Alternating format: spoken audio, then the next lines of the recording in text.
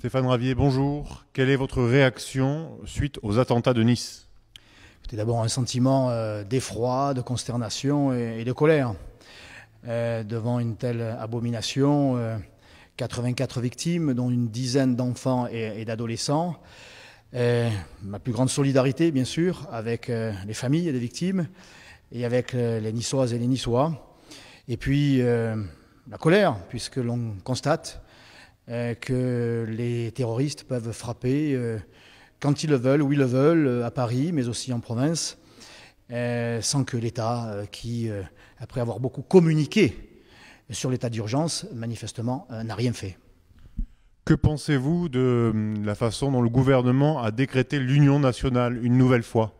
Oui, c'est une union nationale qui a valeur de chape de plomb. Voilà, c'est pour que les Françaises et les Français ne manifestent pas leur colère, leur légitime colère. Mais avec qui faut-il s'unir? Avec Nicolas Sarkozy qui, lorsqu'il était ministre de l'Intérieur, a aboli la double peine, ce qui nous empêche d'expulser les délinquants étrangers, comme on aurait pu expulser ce terroriste tunisien qui a déjà un casier.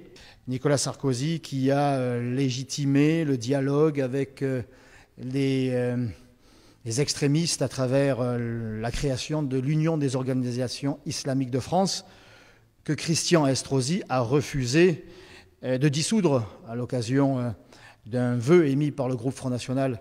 M'unir avec François Hollande peut-être, qui a entraîné et a participé au chaos syrien et a armé pour cela les milices islamistes. François Hollande qui...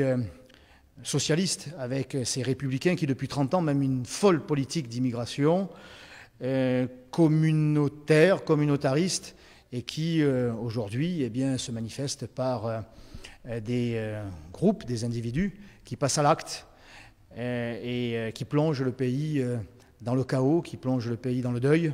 Écoutez, je crois que seul le Front National, effectivement, aura le courage de faire.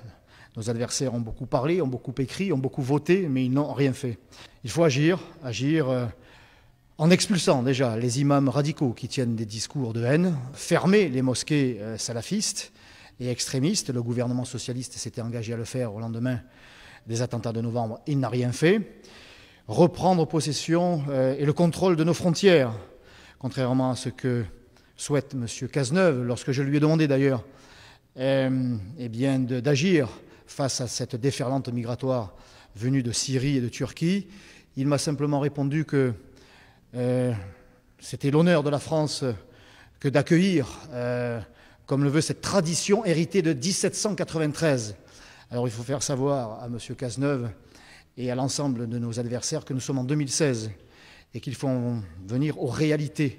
Permettre à la police de pouvoir faire son travail en augmentant ses effectifs, et en lui donnant les moyens matériels et je dirais presque moraux, en la soutenant, et qu'elle soit soutenue par une justice qui soit juste et qui condamne sévèrement ces terroristes, et par l'application d'une politique dite de tolérance zéro.